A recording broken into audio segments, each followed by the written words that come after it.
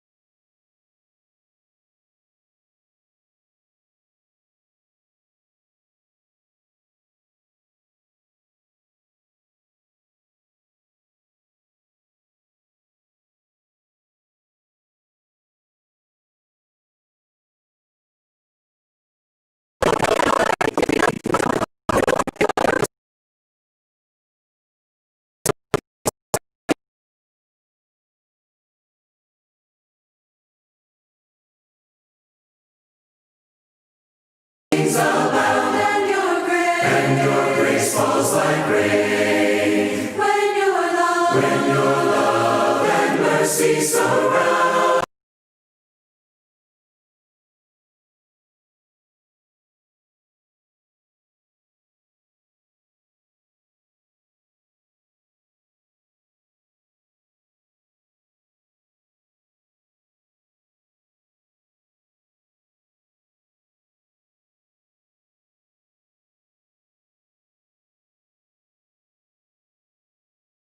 Lord, I will praise you again, my God, Redeemer. Seasons of joy I will sing, and even in trials I'll still praise you, for you are my glorious King. Yes, you are my glorious King. You came for me in the form of a man, bearing my sins on a cross, taking the shame and fulfilling.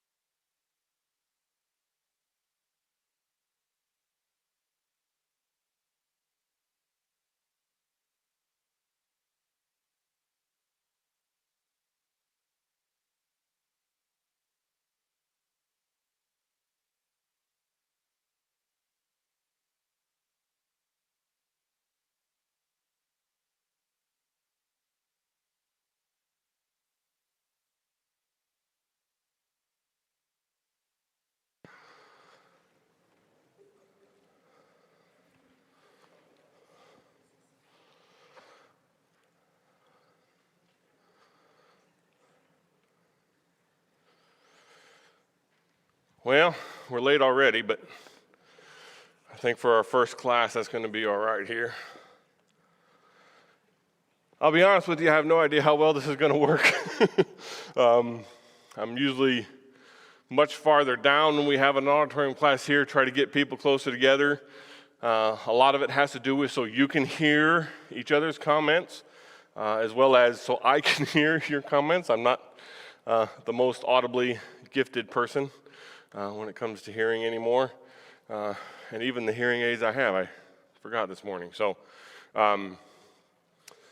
that does mean that probably as we go through this class, it's going to become a lot more lecture than definitely I prefer.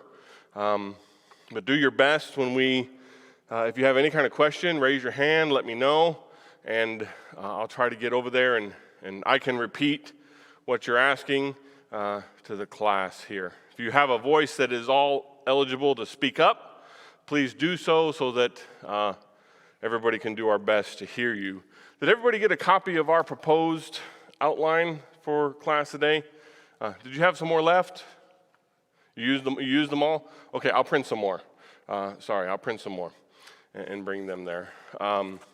We have 30 classes. I didn't think to put it up on the board. I probably should have.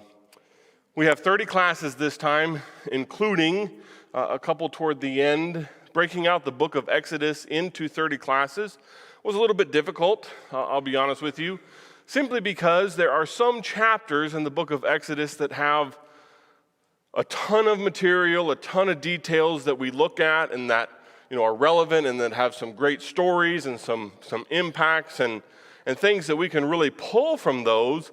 But then especially when you get to the latter half of the book, you go entire chapters with a great amount of detail, but I'm just not sure how much discussion, detailed description of the priest's robes and how they were going to make them. I'm not really sure just how good of a deep discussion that can be. And especially when you get a bit later on, that there's an entire chapter dedicated to what they should look like, and then almost an entire chapter dedicated to how they made them, which is, guess what? The exact same thing as the previous chapter there. So it was a bit challenging to outline, but right now we're going to cover the book in 27 or 26 of the 30 classes. The last one will be our usual transition service, right now scheduled for January 6th.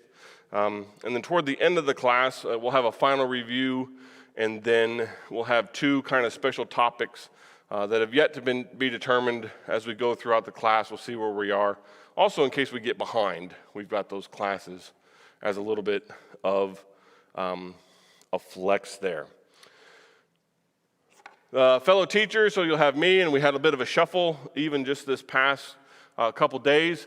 So Sterling and I have been assigned this class for the longest, which means 10 days or 12 days or something like that. And then just a couple days ago, Jay was added as one of our other teachers was needed to move upstairs to teach the high school class. So it'll be myself, Sterling, and Jay Wright will be your teachers for this time. What I thought we would do this morning is just like it says up on the board here. We're going to cover technically from the book just the first 7 verses of the book of Exodus. And since hopefully you kind of remembered some things from the book, or I went ahead and read a little bit of it as we were preparing for this class. But I do want to talk about what happens that preludes those first 7 verses and really kind of sets up the stage for the entire book of Exodus. So obviously, we would say here that right in the beginning of the Bible, the book of Genesis, obviously, we know the very famous passages there. In the beginning, God created the heavens and the earth was without form and void, and darkness was over the face of the deep, and the Spirit of God was hovering over the face of the waters. So we see God creating everything, not just our physical planet that we reside on, but the entire universe in which it resides, and then, of course, all of the living things that populate the earth. Everything from, the smallest microbe up to the last day, man being created there. At least I should say the last day before God rested, man being created. And that creation, he summed up every single day with what kind of statement there? Everybody remember every day ended with this statement.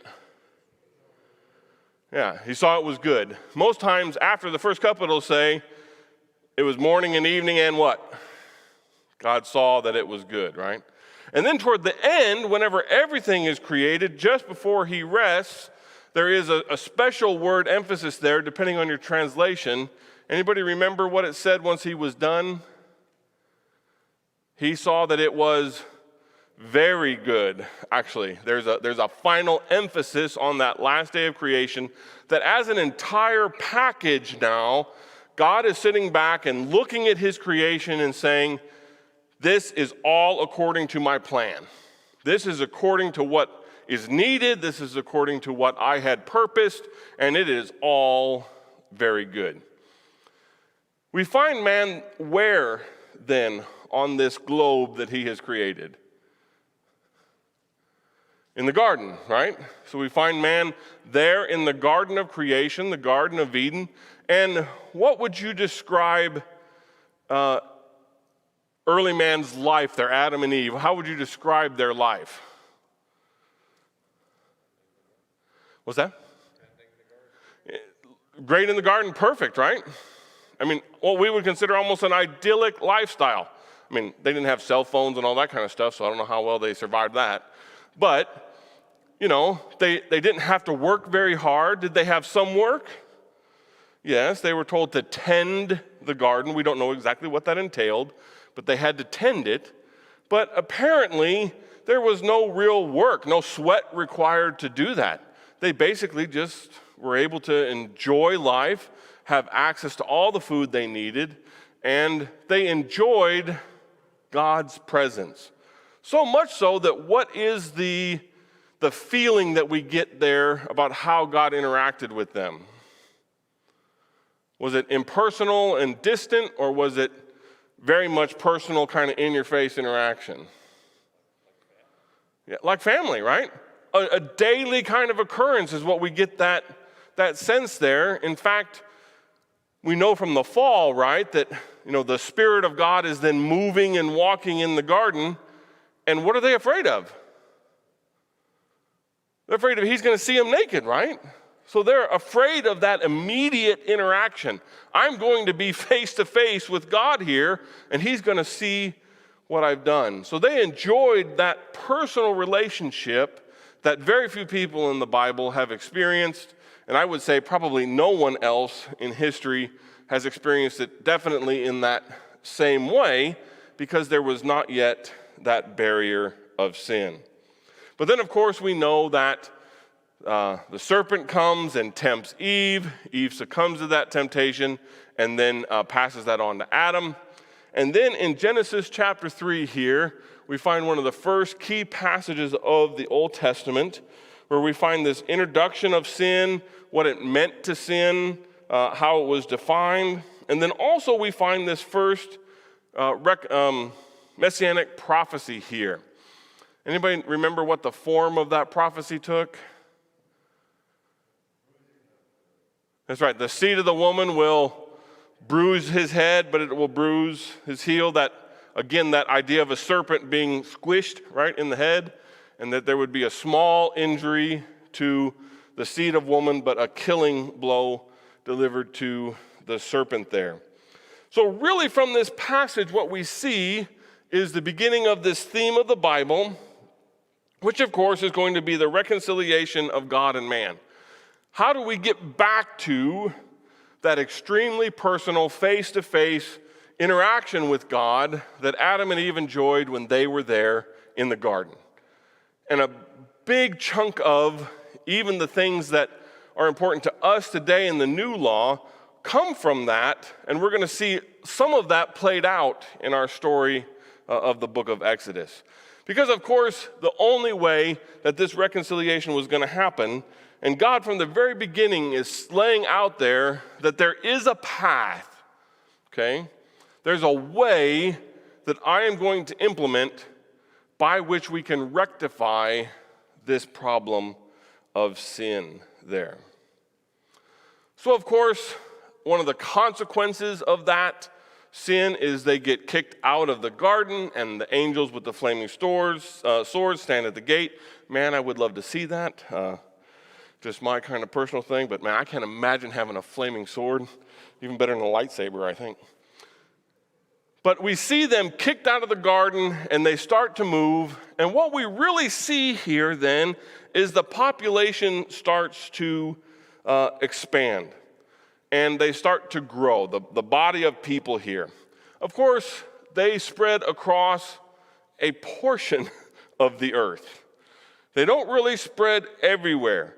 Of course, we don't know how much of the earth they populate here in this beginning time. How far apart were they? We don't know how many people there are in total.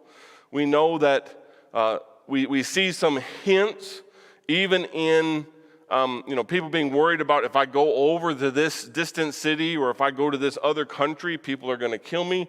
I mean, very, very quickly, right? There seems to be this much bigger population than we would imagine, just a man and his wife and his few children, very, very quickly. One of the things that's also interesting about this time period is we really don't know how long, okay?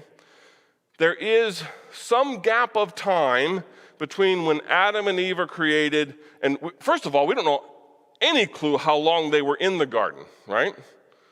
They could have been in the garden for 10 days before they sinned. They could have been in the garden for 10,000 years before they sinned. We have no clue how long they existed in that time period.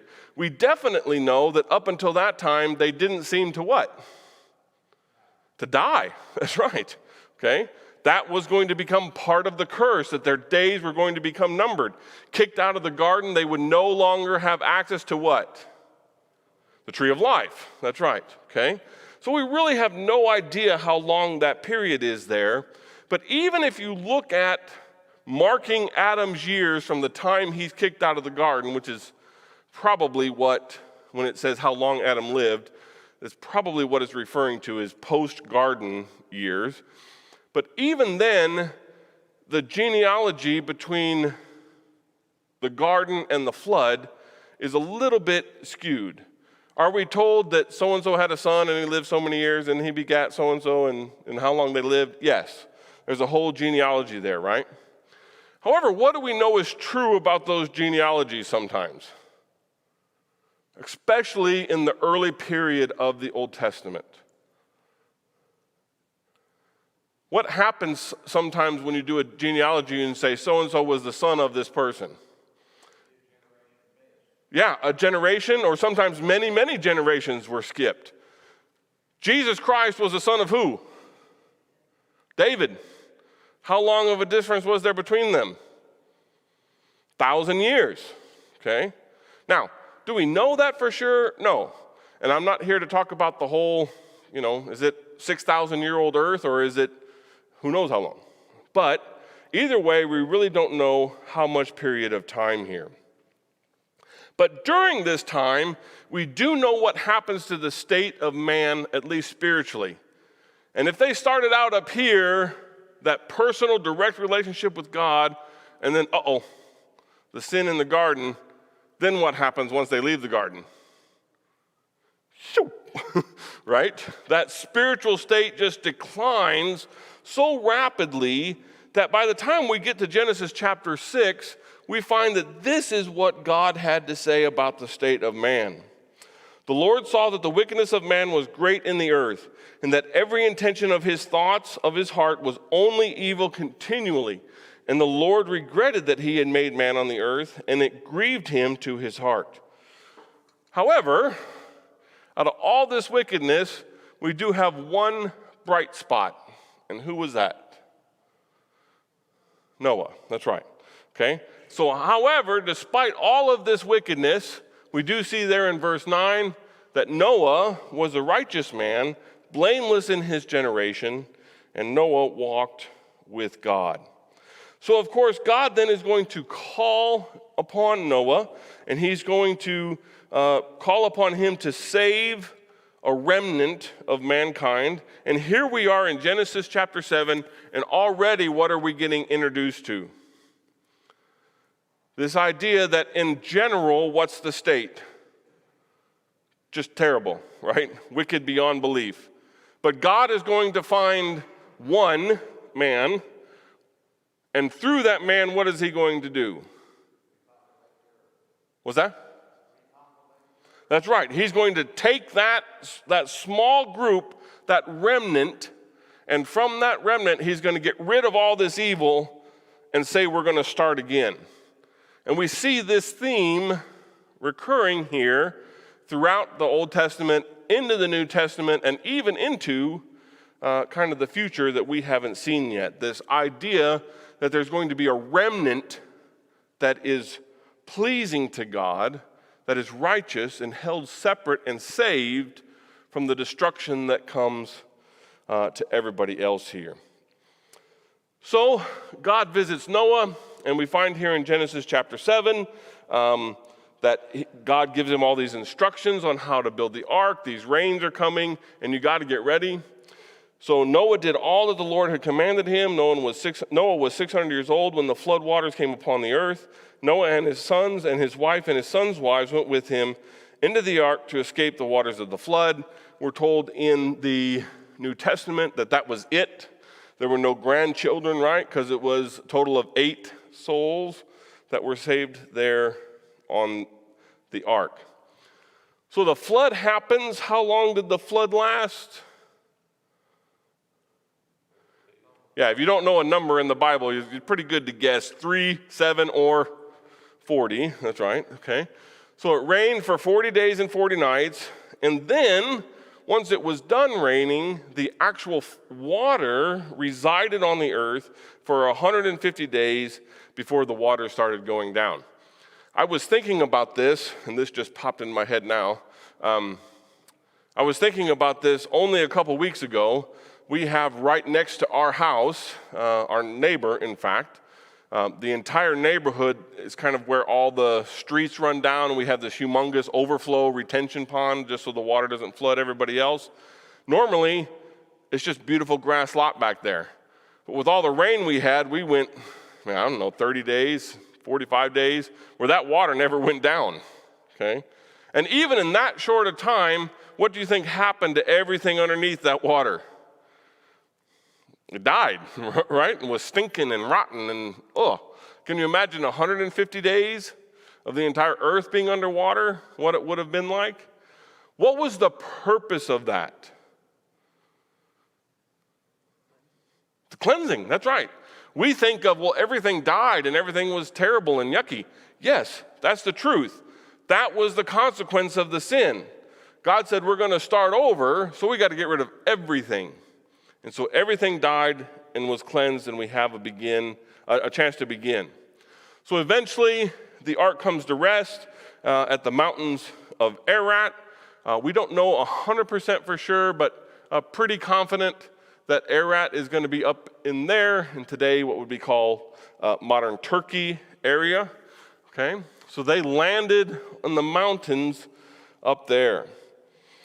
Yes. I'm sorry. Had it rained prior to the flood?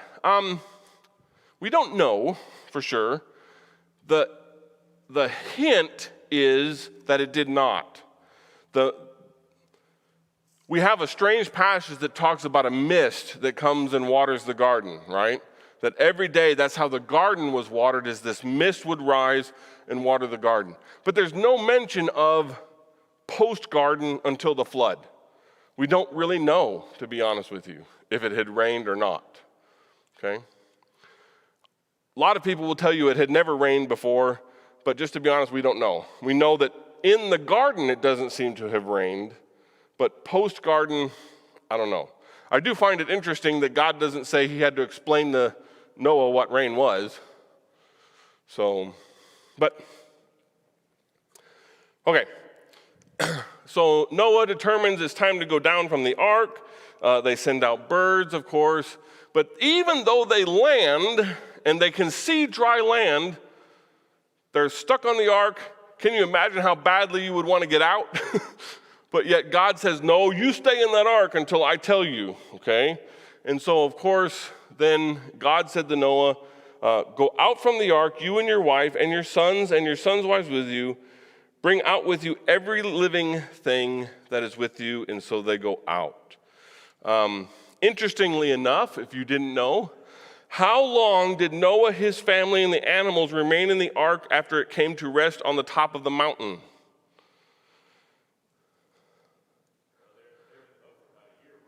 Yeah, 7.5 months.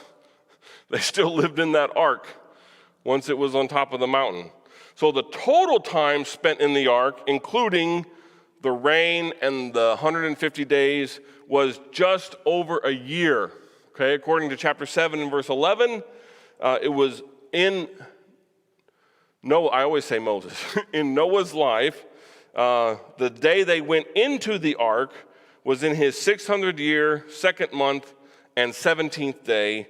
And then when they leave the ark in chapter 8, it's in his 601st year, 2nd month, and 27 days. So 1 year, 10 days, they were in that ark. Okay.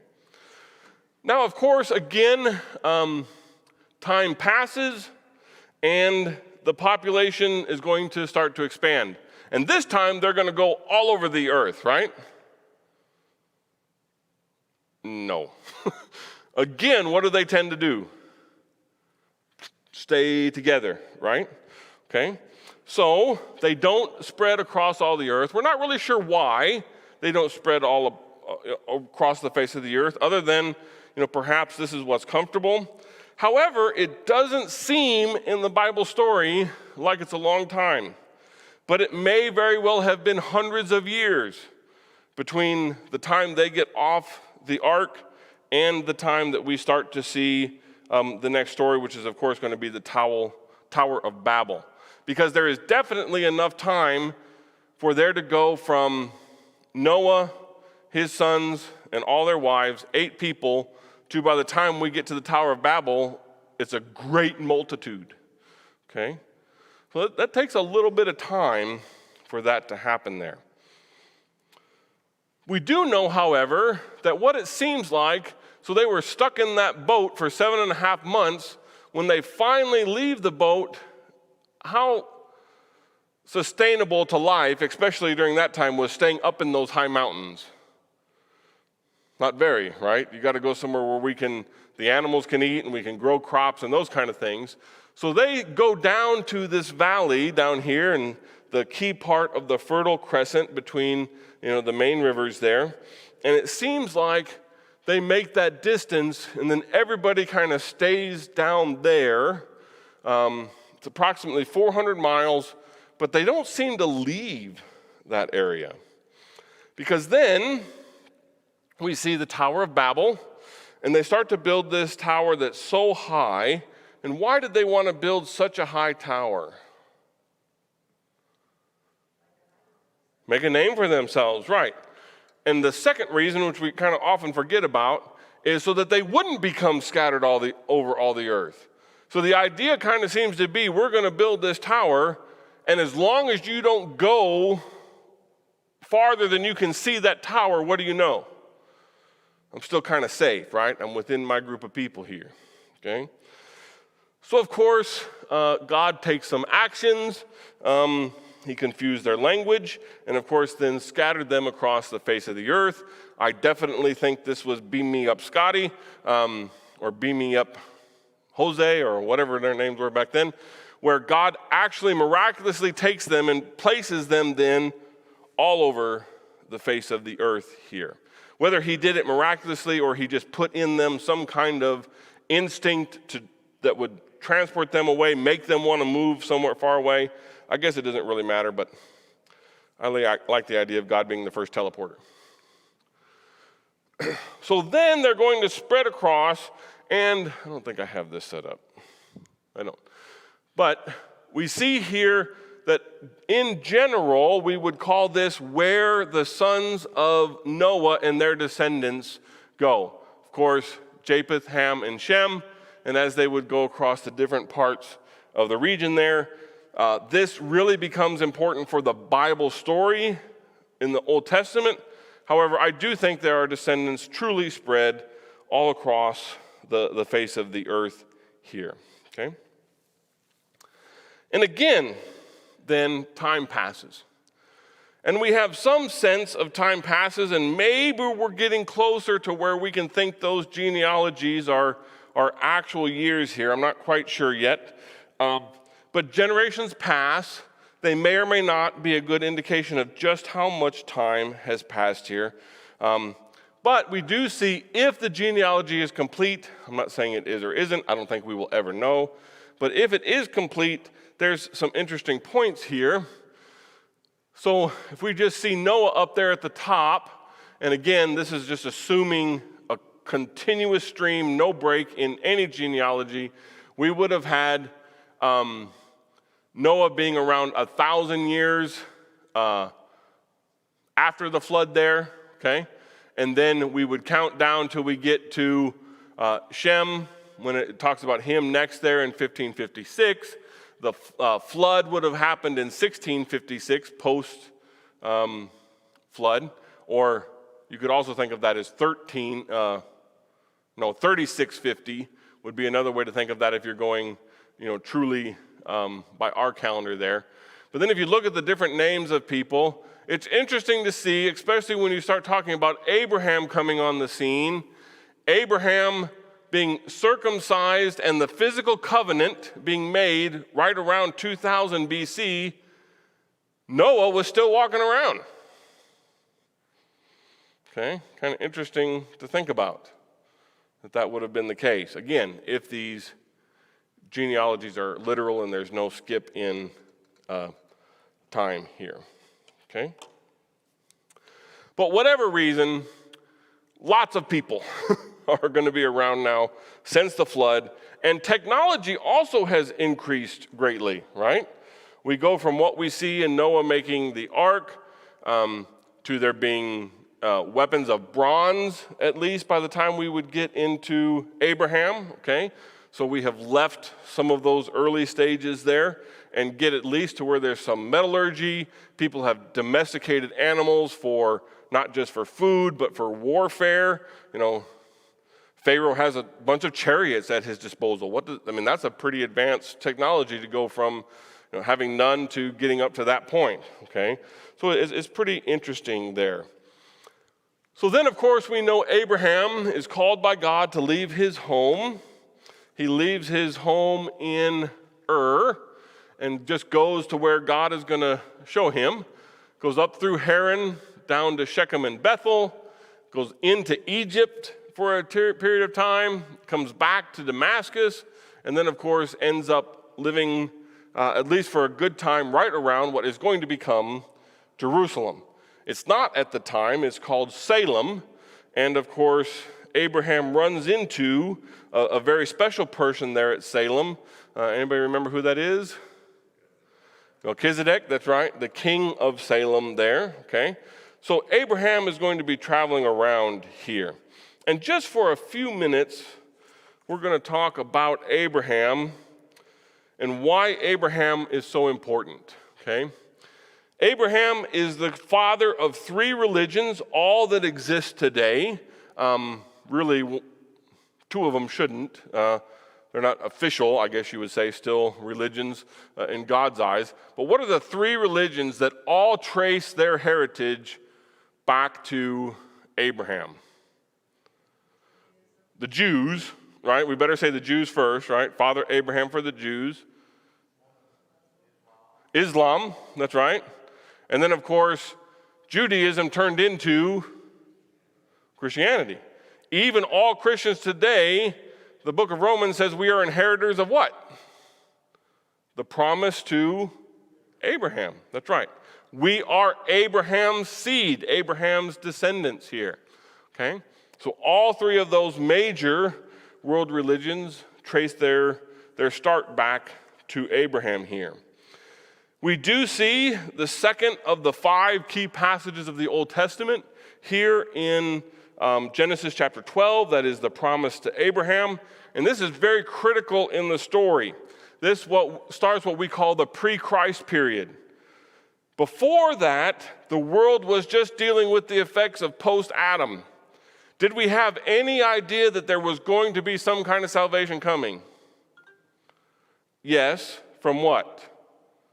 That messianic prophecy there in the garden, right? So God says at some point, I'm going to provide the seed of the woman who's going to fix this, but gives us no details. Now all of a sudden, what does this promise to Abraham do? Oh, now it narrows it down to here's this family, and God saying, I'm going to start doing this right now. Up until then, there was really no hope. People didn't have any clue about what was going to happen or how it was going to happen. Where now we start to get some of those details, okay? A new something to look forward to has entered in the story. The promise to Abraham then is made up of 5 primary elements. First, which was most important to people at first, especially Abraham, what did he do? Just wandered, right? Well, God had told him, leave your home because I'm going to take you to where? A place that I'm going to give you. So the first element was land. You're going to be able to quit wandering around. You're going to have a place to stay. You're going to become a great name. You'd be a great nation. And then, of course, there are what we call the blessings and cursings, or the protection element of the promise here. You'll be blessed. Whoever blesses you will be blessed, but whoever curses you or tries to get after you, what does God say? I'm going to take care of him, don't you worry. Okay? But then, of course, we have the 5th element to the promise of Abraham, which is the most important to us today, which is what? Through Abraham's seed, that's right, all families would be blessed. That's right, all families of the earth would be blessed. Okay? Some details of that, just very quickly. The land promise was all that could be seen from Bethel, which basically ends up being almost from the Euphrates River into the river of Egypt, which is not the Nile. There's a river in that little gap there called the river of Egypt, where Egypt starts. Going to be a great nation. Descendants would be like the stars in the sky and the sand on the shore, and many nations would come from him. Okay? Great name. Kings would come from him. He would be the ultimate lineage for many, many kings. Of course, blessings and cursings. God would become his shield. And then the last element there, all the families of the earth shall be blessed, that this promise would be an everlasting covenant with his descendants there. Okay? All right, we're just going to quickly kind of gloss over this here, because we all know this. What is the expansion of the promise that's found in Genesis chapter 17, verse 7, which is where this 5th element is added. So important to Christians. Obviously, how are we blessed through Abraham? Christ, right, was the ultimate fulfillment of that. Okay? And then here's a couple verses that you can read that will just 100% rely upon this element of the promise here. Briefly then, we're going to look at Abraham's family tree. So Abraham comes from Terah, of course. He marries Sarah, also has Hagar for Ishmael. So continuing down there then, he has 3 sons that we see some of the lineage for. So through Sarah and Jacob and Esau, of course. Through Jacob's become the Israelites. Through Esau become the Edomites. Through Ishmael become the Ishmaelites. That's a hard one. And then through his other wife, Keturah, come the Midianites that lived there in the land of Midian. Okay? If we follow the promise then, so Isaac was the son of promise, despite being second. Portions of the promise are repeated to Isaac in Genesis chapter 26. The land, the great multitude, and all families being blessed are repeated to him. Okay? Then we see that again, Jacob was the son of promise, despite being second. He becomes the name of the nation there in Genesis chapter 28, verse 13 and 15. And then in Genesis chapter 35, 9 through 12, all 5 elements of the promise are repeated to Jacob, and his name is changed to Israel. So, of course, Jacob had 4 wives, and just the different color of the names is representative of the sons. Okay, so the different sons were by the different women, depending on the color there. Of course, 2 of them we know are treated somewhat special, but most specifically, Joseph is going to be the one that's going to have some dreams we're going to see. He's also going to be the one who's going to be put in chains, and then, of course, comes to be a ruler in Egypt. But really, as great as Joseph is, who does the promise go through? Judah. That's right. And Judah's the one who gets the blessing that the rod and the scepter were going to come through him, and that he would be the son through which the promise to Abraham would be fulfilled. So again, if we were just to follow that tree through Abraham to Isaac to Jacob, through his sons down to the Israelites. Okay? Now, of course, by the time we get to the book of Exodus, the family is in Egypt. Okay? So who was the first person in the family to go to Egypt and why? Joseph. And he was sold, right? Okay? So Joseph was sold by his brothers into slavery. And then we get quite a few stories in the book of Genesis, about 3 chapters, maybe 4, depending on what you talk about there, about what happens to Joseph in Egypt.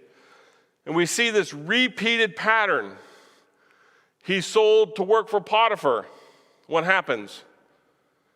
He gets raised from a slave to be the head of the whole household, right? Okay. Then he has to flee his master's wife. We all know that story. So he's unjustly put in jail, knocked down again, and what happens? He raises himself up, okay? Again, he's raised to be the head of all prisoners. Nothing happens in the jail without him. Exact same thing that was said about Potiphar in his house is now said about the jail. Of course, while in jail, he interprets some dreams for some people. Then he's brought before Pharaoh. He interprets a couple dreams, which he says are actually one dream. The 2 dreams are one. But then what happens again? He's raised again. This time he's raised just about as high as you can go until he becomes the head of all Egypt. Of course, we know there about the dreams of Pharaoh, the 7 fat cows eaten by the 7 lean, the 7 full ears of corn that are consumed by 7 wilted ears of corn. How that meant there was going to be abundance in the land for 7 years, followed by 7 years of famine. And what did Joseph recommend as part of the interpretation of that dream? Yeah, you better find somebody, a wise man, who can lead you in this effort to collect all that food so that you have some food when the 7 years of famine come. He didn't say me, but of course, who did Pharaoh choose? He chooses Joseph, okay? So, why did the rest of the family go to Egypt then? In the Bible, why does everybody go to Egypt? Famine, okay? You're either going because you're hungry or because someone's trying to kill you. That's the only reasons to go to Egypt in the Bible. Anyway, there's a famine in Palestine, so the whole family goes there. How does Joseph react to now he's number 2 in all of Egypt, and here comes his family that sold him? Well, he plays a little game with them first, right? But then eventually, what does he do? He forgives them and welcomes the entire family. So what then happened to the family? Because of Joseph and because of what he had done for all of Egypt and for Pharaoh, Pharaoh gives his family the land of Goshen to live and to grow in abundance. Why is that important? Well, if you look at the map of Egypt here, of course, Egypt is primarily still a lot of desert, right? But why is there almost always food in Egypt when there's no food anywhere else? Because of one little line there, the Nile River, that's right. And the way the Nile River goes into that delta at the end provides some of the most fertile land in this entire region. And even when there's a famine everywhere else, even the famine in Egypt, there's still some food that can be found in that area. So they are given one of the prime sections of that delta called the land of Goshen in which to live and to grow, okay?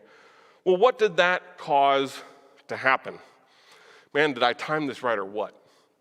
Exodus chapter 1, verses 1 through 7. Let's read that. These are the names of the sons of Israel who came to Egypt with Jacob, each with his household: Reuben, Simeon, Levi, and Judah, Issachar, Zebulun, and Benjamin, Dan and Naphtali, Gad and Asher. All the descendants of Jacob were 70 persons. Joseph was already in Egypt. Then Joseph died, and all of his brothers, and all of that generation. But because of Joseph and because of the land that they were given, but the people of Israel were fruitful and increased greatly. They multiplied and grew exceedingly strong, so that the land was filled with them. Then we will pick up with verse 8 on Wednesday.